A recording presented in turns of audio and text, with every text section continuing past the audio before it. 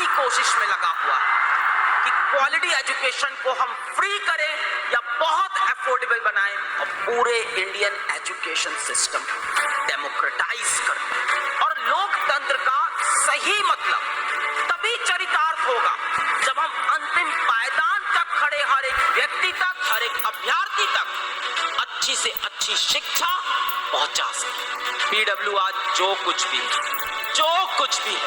वो अपने बच्चों के प्यार से और हमारी टीम की ऑनेस्टी और उनके हार्डवर्क से।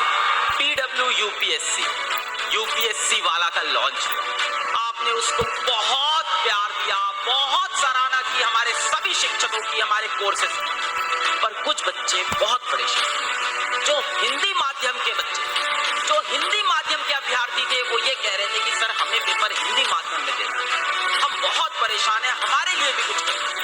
इसलिए पीडब्ल्यू अब लेकर आया है यूपीएससी वाला हिंदी में। तो अपने हिंदी माध्यम के सारे छात्रों के लिए पीडब्ल्यू फ्री एजुकेशन का रेवोल्यूशन लेके आ चुका है। यूपीएससी वाला हिंदी लॉन्च हो चुका है। क्या होगा यूपीएससी वाला हिंदी यूट्यूब चैनल पे, कौन कौन से फ्री और क्वालिटी कोर्सेज वहां पे आएंगे, वो सब हम जानेंगे। तो हमने लॉन्च किया है अपने हिंदी माध्यम के यूपीएससी एस्पिरेंट्स के लिए यूपीएससी हिंदी चैनल, जिसका लिंक नीचे डिस्क्रिप्शन में और कमेंट में हमने पिन कर दिया, आप उस चैनल को देख सकते हैं।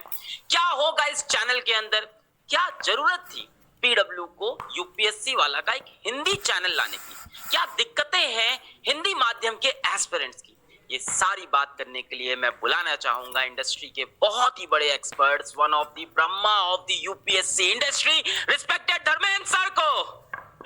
Sir it's an honour to have you here sir, please बताएं। वैसे तो हिंदी मीडियम के बहुत सारे चैनल उपलब्ध हैं, बट सतही सामग्री है, अप्रासंगिक सामग्री है, सुनने में तो अच्छा लगता है, जिंदगी में कभी उनको सुन के लिख नहीं पाओगे। तो एक ऐसे चैनल की आवश्यकता है जो प्रासंगिक सामग्री आपको प्रोवाइड करे, प्रामाणिक सामग्री दे, सालगर्भित सामग्री दे, और जिसको आप सुनो तो आसानी से हृदयंगम कर सको और एग्जाम में उसको लिखकर अच्छे नंबर पा सको। तो एक ऐसे चैनल की अति आवश्यकता है जिस पे आप आराम से विश्वास कर सको, और पीडब्ल्यू इसके लिए लेकर एक नया चैनल आ रहा है। मैं उम्मीद करता हूं निस्संदेह कि आपके जीवन में एक नया पक्ष, एक नया आयाम अवश्य जोड़ेगा। Thank you, all the best. Thank you so much sir, thank you. सबसे पहले मैं बुलाना चाहूंगा इंडस्ट्री के, इंडियन इकोनॉमी के एक्सपर्ट, जो 10 साल से भी ज्यादा यूपीएससी के स्टूडेंट्स को ट्रेन कर रहे हैं। 1 लाख से ज्यादा यूपीएससी एस्पिरेंट्स को इन्होंने मेंटर कर रखा है, उनको सक्सेस की तरफ पहुंचाया है। बिना टाइम वेस्ट किए मैं बुलाना चाहूंगा one of the experts, one of the Brahma of the industry, Prateek Gupta sir. Hello sir, welcome to PW and we are really honoured to have you here. Sir Indian economy मतलब अपने आप में एक टफ सा, कॉम्प्लेक्स सा सब्जेक्ट लगता है, इसको हम लोग कैसे इजी बनाएंगे, कैसे इसको हम लोग एस्पिरेंट्स को पढ़ाएंगे? Thank you, sir. First of all, to give me this opportunity to be part of PW. Sir देखिए, इकोनॉमिक्स जो हमारा सब्जेक्ट है यूपीएससी में सबसे ज्यादा टेक्निकल सब्जेक्ट में से एक है, और साथ ही साथ सबसे ज्यादा अपडेट्स की रिक्वायरमेंट इसमें होती है। तो प्रॉब्लम ये होती है स्टूडेंट्स को सबसे ज्यादा सब्जेक्ट के अंदर कि उनको ये समझ में नहीं आ पाता है कि हम टेक्निकल पार्ट्स को हैंडल कैसे करें। तो देखिए, मेरी क्लासेस में मेरा सबसे मेन मोटिव ये रहता है कि मैं इस सब्जेक्ट को जितना सिंपल और जितना इजी करके स्टूडेंट्स को बता पाऊं, समझा पाऊं, वो हम क्लास के अंदर करते हैं।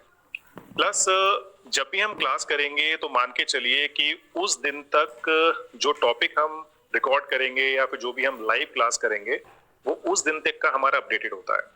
बट स्टूडेंट्स को हम इस तरह से तैयार कर देते हैं, मान के चलिए कि अगर आने वाले टाइम में भी उस भी टॉपिक के अंदर कोई भी अपडेट आएगा या कोई भी उससे रिलेटेड जानकारी आएगी तो उसको वो आराम से समझ पाते हैं। तो सर सिंपल सी बात है, इस सब्जेक्ट को इजी बनाना है, क्योंकि मैक्सिमम स्टूडेंट्स तो यूपीएससी में आजकल आप देखते हैं तैयारी करते हैं वो साइंस बैकग्राउंड से होते हैं और इकोनॉमिक्स का उनको बिल्कुल नॉलेज होती नहीं है। तो पर्पस वही है कि फाउंडेशन से स्टार्ट करें, फाउंडेशन बिल्ड करने के बाद फिर उनको हम थोड़ा सा जो भी यूपीएससी का लेवल है थोड़ा टफ वाला या जो भी उसमें उनको थोड़ी एक्स्ट्रा नॉलेज चाहिए होती है उसको बताया जाए, और साथ ही साथ फिर उसको हम करंट से कनेक्ट कर देते हैं, जिससे कि उनको ओवरऑल जो भी रिक्वायरमेंट है यूपीएससी की वो पूरी हो जाती है। सेकंड चीज, इस सब्जेक्ट के अंदर सर एक चीज ये आती है कि बहुत सारे टॉपिक हमारे ऐसे होते हैं सब्जेक्ट के अंदर जहां पे आप मान के चलिए कि आपको अपनी एक थिंकिंग बिल्ड करनी होती है। जैसा फॉर एग्जांपल हमारे टॉपिक हैं, पावर्टी का हो गया टॉपिक, अनएम्प्लॉयमेंट का हो गया, फूड सब्सिडी का हो गया, फूड सिक्योरिटी का हो गया। तो उसमें ये समझाना बहुत आसान होता है स्टूडेंट को कि देखिए फूड सिक्योरिटी का मतलब क्या है या फूड सब्सिडी का मतलब क्या है, ये समझाना बहुत आसान है। बट उनको ये समझा पाना कि क्या वाकई में इस चीज की रिक्वायरमेंट है करंट टाइम से, या फिर जिस तरह से गवर्नमेंट हमारी उन चीजों को इम्प्लीमेंट करती है क्या वाकई में वो उसी तरीके से होना चाहिए नहीं होना चाहिए। तो उन टॉपिक्स में हम क्या करते हैं, पहले बेसिक समझाते हैं और बेसिक समझाने के बाद कोशिश ये रहती है क्लास के अंदर कि 1-to-1 जो डिस्कशन होती है और जिस तरह से हम स्टूडेंट से इंटरेक्ट करते हैं कि उसमें उनकी थिंकिंग बिल्ड की जाए। क्योंकि आप देखेंगे यूपीएससी के मेंस में मेनली जो क्वेश्चंस आते हैं उसमें कहीं पे लिखा होता है एलैबोरेट, क्रिटिकली एग्जामिन, ठीक है, फिर उसमें होता है गिव योर ओपिनियन। तो वो एक ऐसी चीज है जिसमें स्टूडेंट्स सबसे ज्यादा डिफिकल्टी महसूस करते हैं। So our purpose in this, the course of economics as a part of GS syllabus, to build the opinion and moreover to build the concept of economics. And सबसे बड़ी बात है कि देखिए सर कि चाहे आप देखिए एग्जाम क्लियर होगा नहीं होगा ये तो आने वाला टाइम बताता है क्योंकि कंपटीशन इतना ज्यादा है। अब जैसे यूपीएससी के एनुअल रिपोर्ट्स पे हम देखें तो 650 में से एक स्टूडेंट का सिलेक्शन होता है जो प्रीलिम्स में अप्लाई करता है।